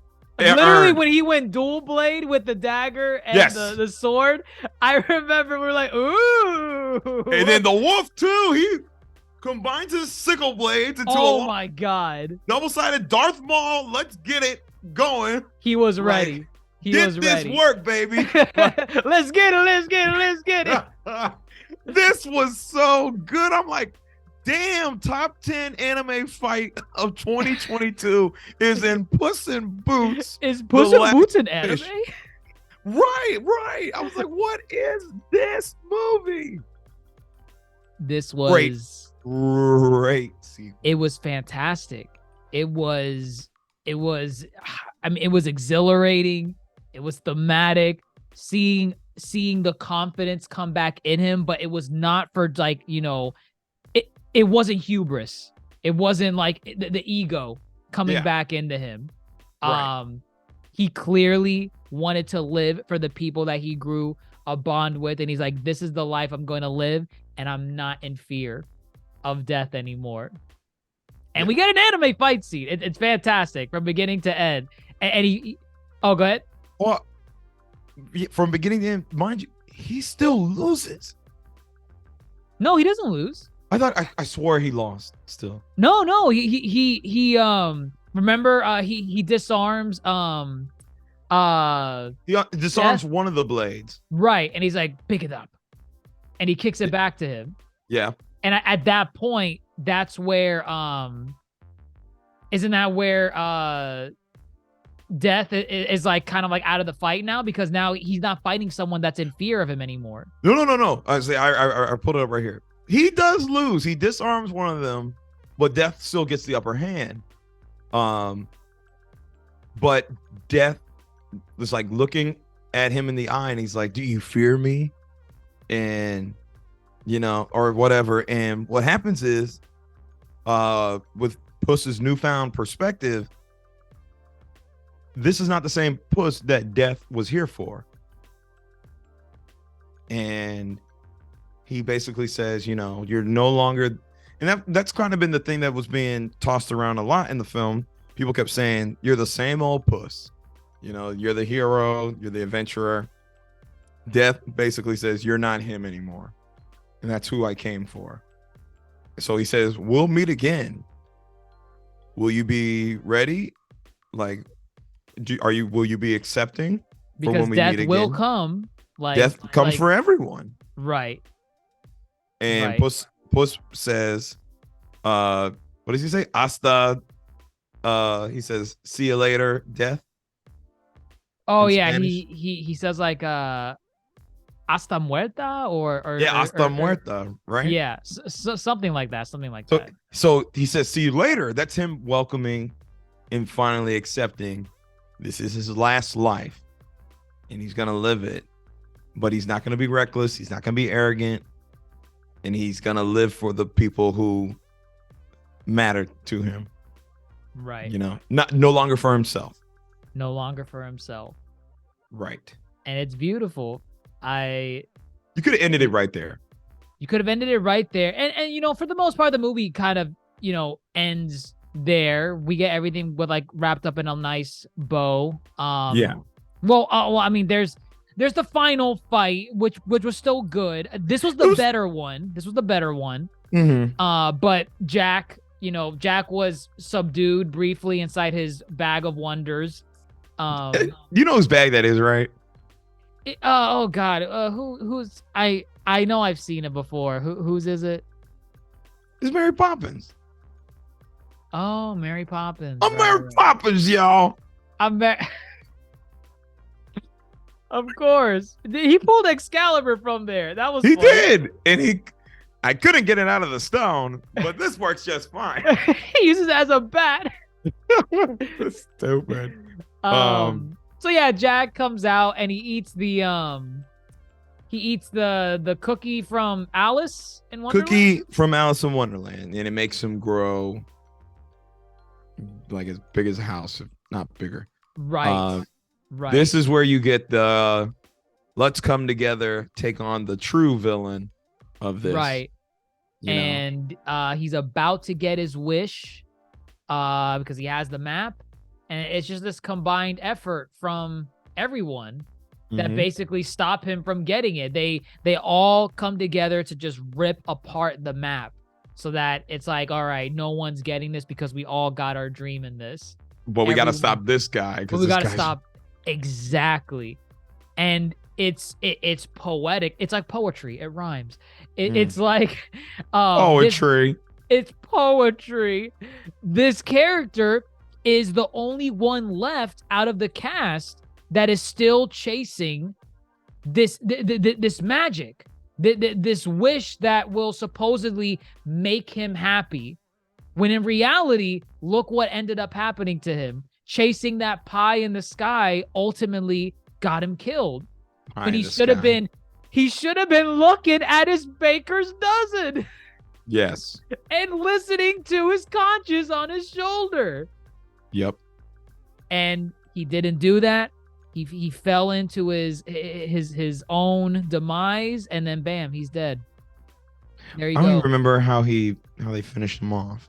He just like, you know, when they rip apart the map, it kind of causes the star to like convulge on itself. Oh, right. And he falls he's stuck in it. And he's He's like, what did I do to deserve this?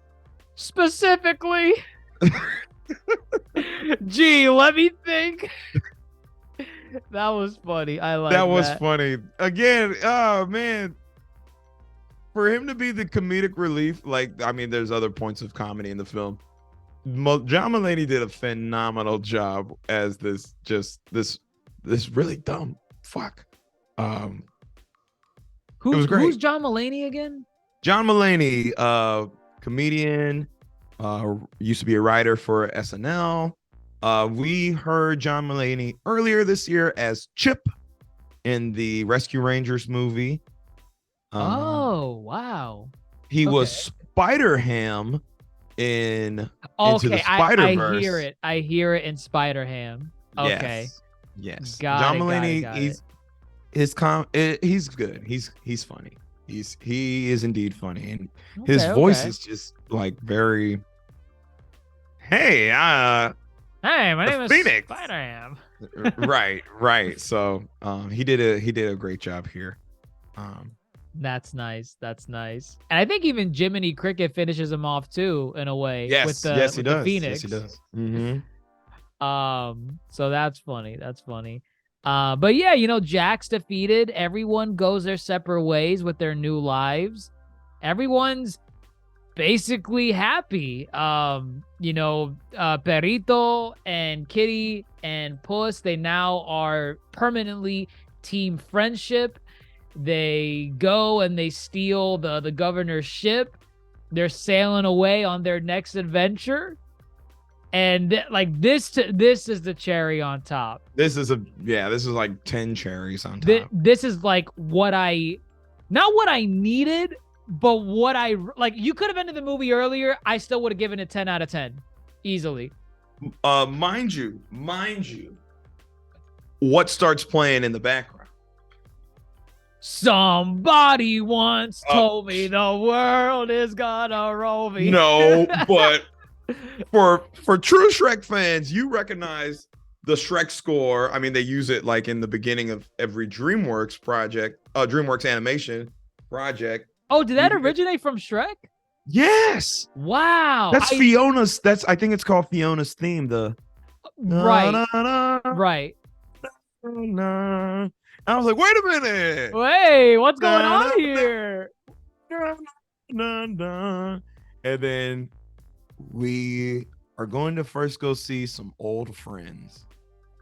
and across the water, far, far away. Love it. I Love loved it. Loved it. Roll credits. Roll credits. You're at 11 out of 10 now. Yeah, You were at 10 out of 10. You're now at 11 out of 10. hands down. I didn't need that.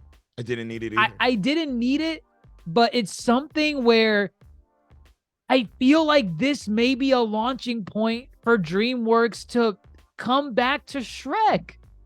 Yeah. Shrek was a powerhouse in the mid 2000s to he kind of fell off towards the late 2000s, early 2010s, but that Goldilocks period, mid 2000s, you said the word Shrek, king. Yeah. I think this is their way back in. I think they left this open to be like, let's see how the movie does. If people like it, if they like it, we'll kind of tease Shrek at the end a little bit. If they don't, this could be the last one. We're fine. They went back to visit their friends. I hope they kick off from here with Shrek 5. It just feels the movie won us over well before the finale. So Right. It was like, you know what? Here's a little something special for you. Just because you stuck around, you know, and they knew too that we would stick around. You're still here? Right. It's like, is there anything more? No, there wasn't. But very much so. Yeah, it does open the door for the Shrek franchise again, ending on such a note like this. Obviously, but again, it's like I'm not even worried about the Shrek franchise. I'm still in awe in what we just went through. An hour and 40 minutes of just phenomenal writing, phenomenal animation, and phenomenal character depictions. Again, I have nothing bad to say about this movie. So, should the Shrek franchise, if the door is truly back open, this is what we need. Yes. Put in as much attention. If it takes Shrek 5 another 10 years, take it. Yeah. If you need it that bad, take the 10 years. It's one of those things where, again, I'm going to make that comparison because it's the easiest one to make. Avatar to Avatar 2 was a 11 to 12 year, actually, no, 2009, 13 years. Yeah, 13 to 2022 was a 13-year break in between in between each film. And we talked about it on our pod with, Way of the Water. Go listen to that if you want to see the nitty gritty. But I feel like for most of us, it just was an okay film to, okay, I had fun. And that's it, right? With this, complete opposite. You had an okay first outing in 2011. Fast forward 11 years later, you have one of the best sequels ever made in film and in animation. Like either one, this was phenomenal. I can't stress that enough. Like I am really struggling to try and find a negative with this movie. Even regardless of what I praise, whether it's a game, a comic, a movie, a show, I always try to be like, okay, let me not sound like I'm fanboying about this thing. So let me at least say, okay, they could have done better with this. They could have changed this. There's nothing I can think of that would make me say they should have done this differently or they should have done this better. Dare I say, after having talked about the story and the themes and some of the things that we learned while talking about it, I'm going to make two claims. I'm going to make two claims here. This is the best Shrek movie Ooh. in the Okay. franchise, the Okay. best one. Okay. And again, I'm counting it as Shrek because it is in the Shrek mythos. I don't care if it's a spinoff. It is Shrekverse confirmed. It is. It is. It is the best film in the Shrek franchise. And dare I say, it's the best DreamWorks film. It's their best. Ooh, And wow. and again, to be fair, I still haven't seen How to Train Your Dragon 3. And I haven't seen The Bad Guys. Those are probably like the only ones that I haven't seen that would probably be in the talks for that. The reason why I'm saying that, all these other films that we praise, like, Kung Fu Panda, How to Train Your Dragon, I remember really enjoying those films, and they were really good films, really, really good. But Puss in Boots, I never felt the way with Puss in Boots the way I felt with these other films.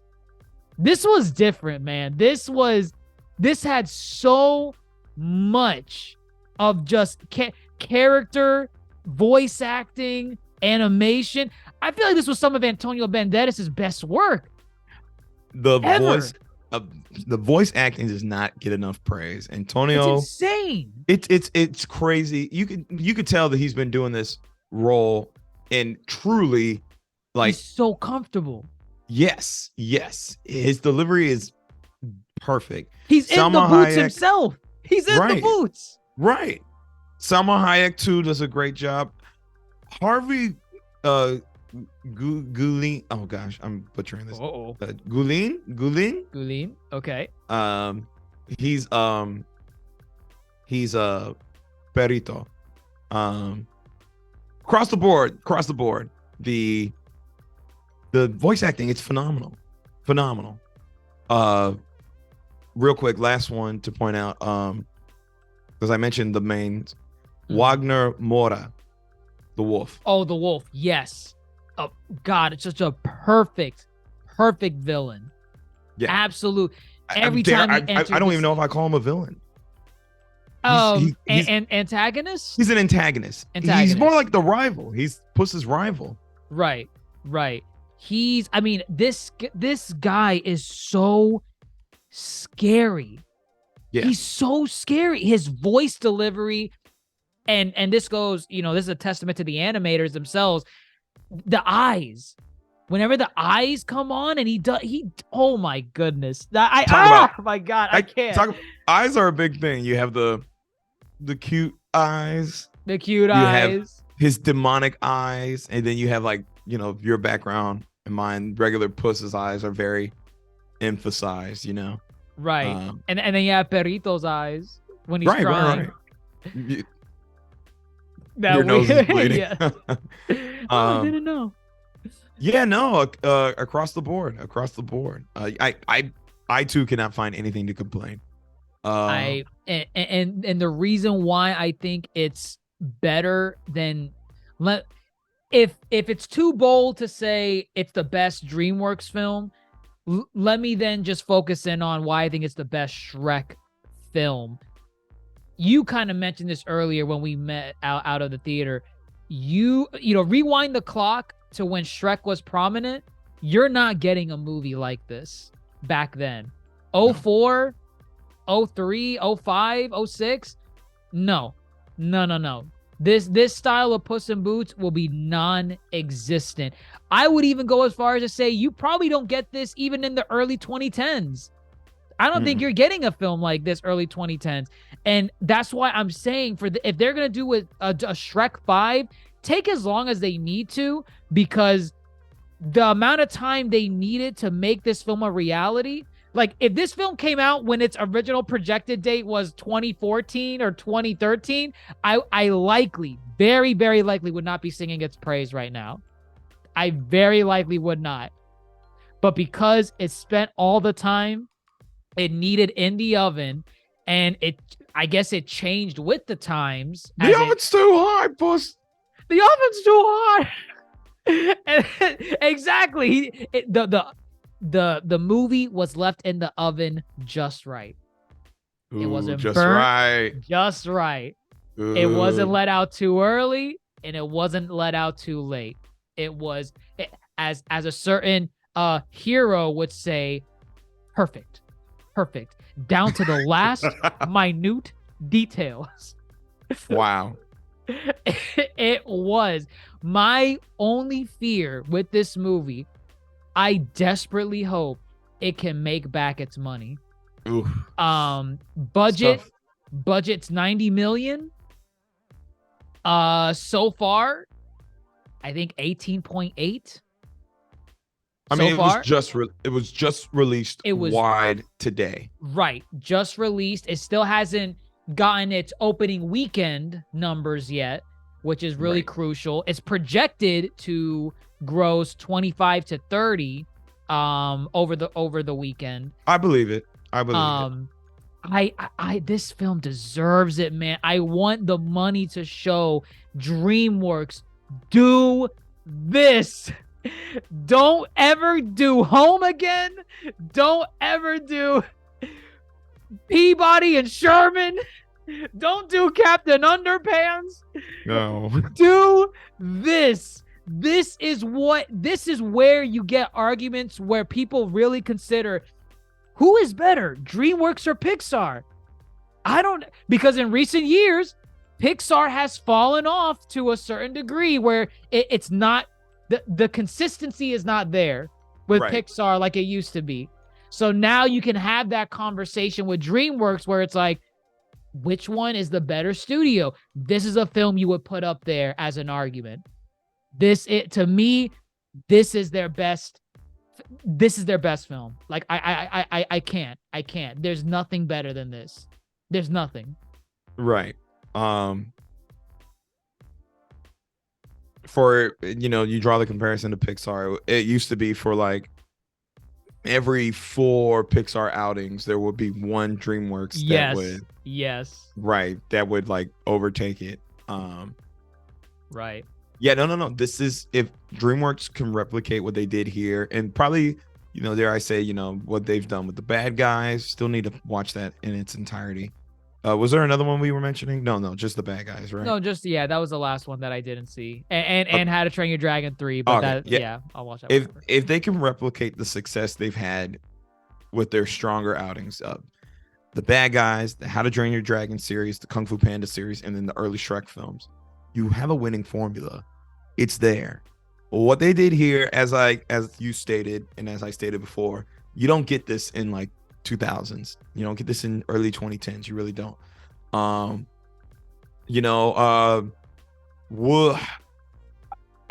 will say this is probably the best Shrek film as well. It's crazy that I'm saying that.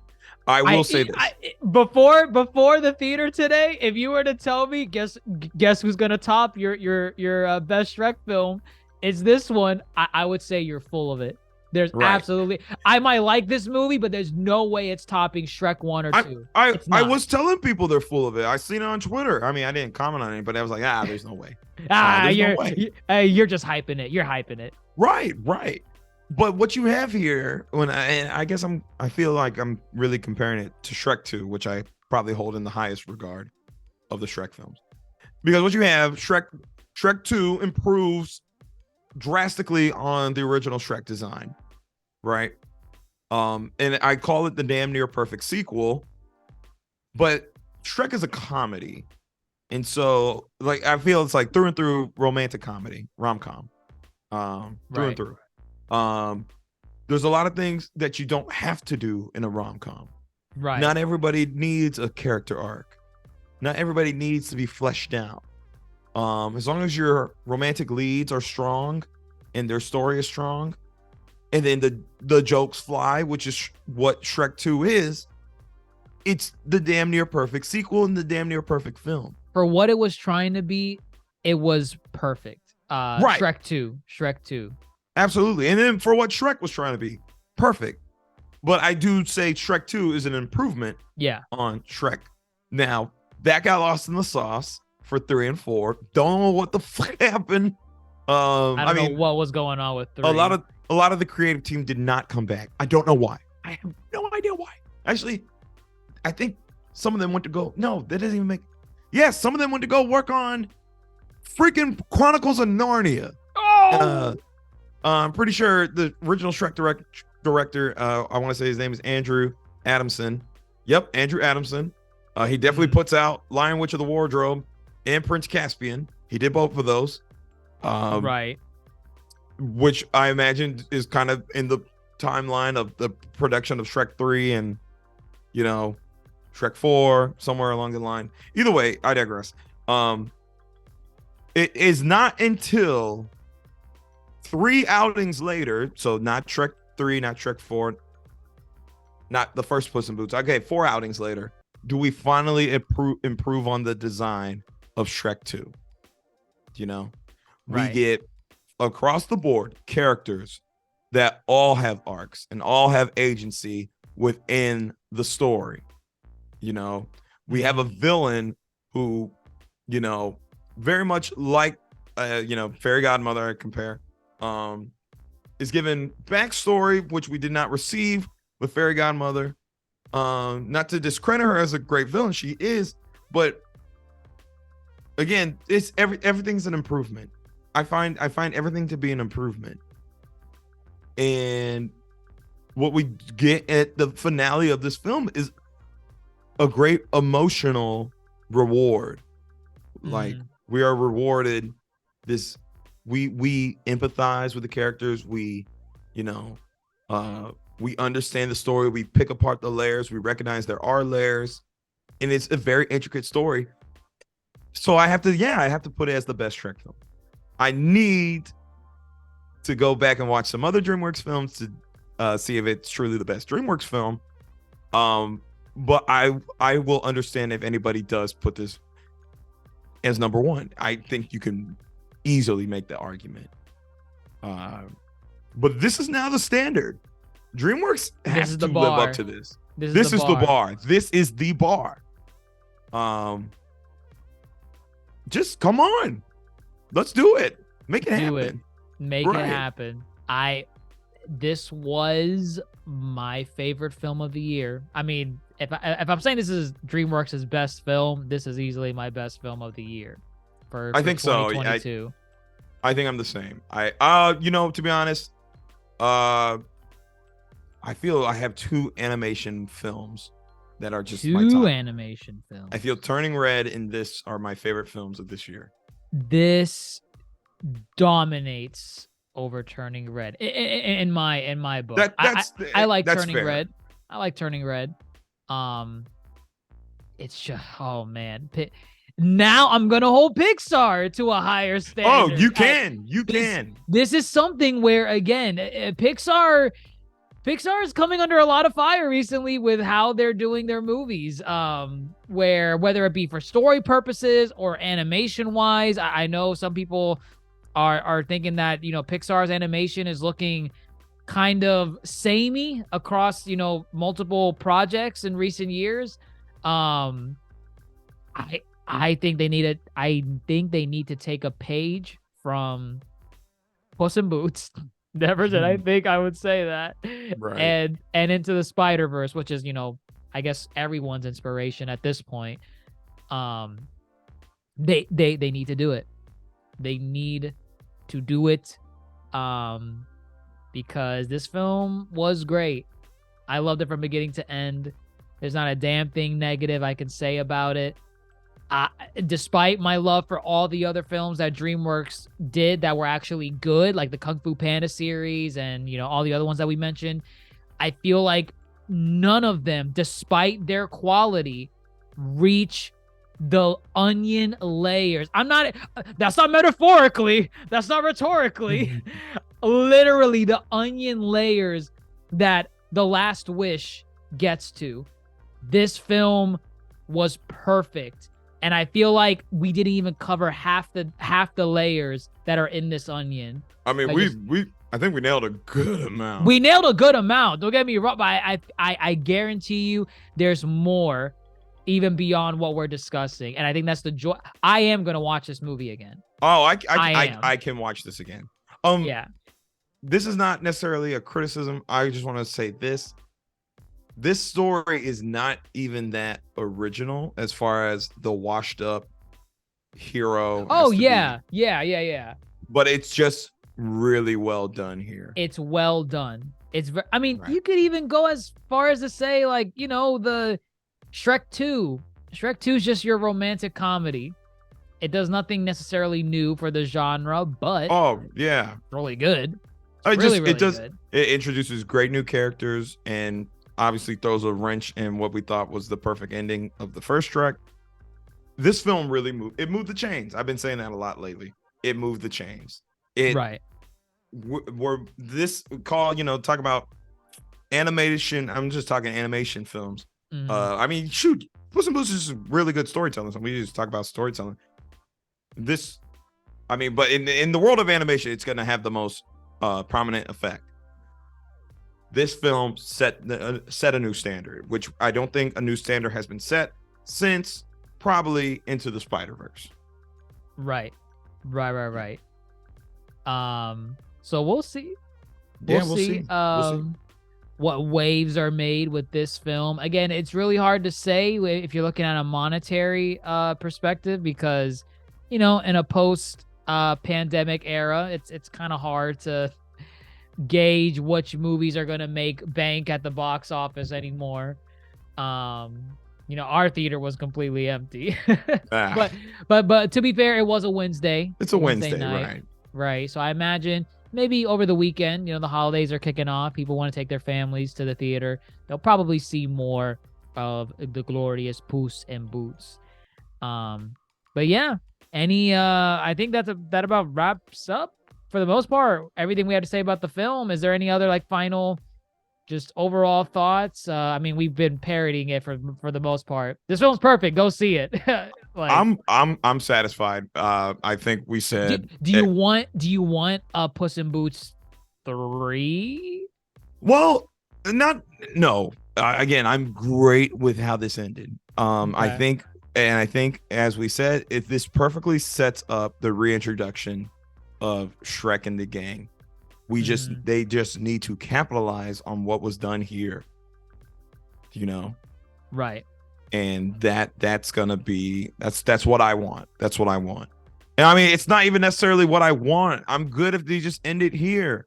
But clearly, they are going to probably go for that Shrek 5.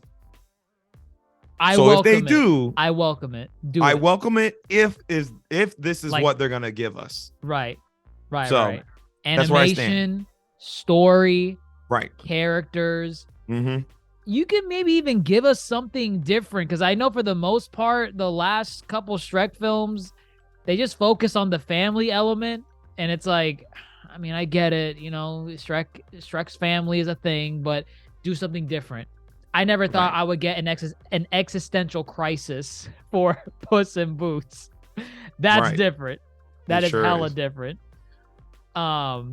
So yeah, this film is perfect, guys. Go into the theaters, show this film some love. This is not just hype. This is not just us really driving home like, oh man, this movie's so good. It's the Shrek Renaissance. It is really, really well made. Even if you're not a fan of Shrek in general, this movie stands on its own. You can still watch it without having watched the first Puss in Boots. I feel like the movie does a pretty damn good job, holding your hand and bringing you up to speed with Kitty Softpaws. She was introduced in the first one, but you don't really need to know that to appreciate her in this one. And aside from that, everyone's a new character. Yeah. So, give it a watch. Let us know what you think down in the comments below, wherever you're listening to us on. We're on all social media platforms for podcasts, which include but are not limited to Apple Podcasts, Spotify, YouTube, Twitter, Instagram, Facebook, TikTok, at the Yonko Table. If you want to check out our gaming side, check out our Twitch channel at DrJaceAttorney, because we're probably only going to do one more stream before the holiday season. But how do we want to end this with Puss in Boots, The Last Wish? I got it. Okay. What do you think I'm doing right here? You're listening? You're listening I'm to prepping. it? Okay. I'm going to put you on the spot. Oh, God. Who's your favorite fearless hero? Who's your Who's favorite your favorite fearless? fearless hero? Who gambles with his life? Who gambles by throwing the dice? I'm butchering the lyrics, but who's your favorite fearless hero? Who's your favorite fearless hero? Puss and Boots! The last wish. It's great. Go listen to the soundtrack too. Go do it.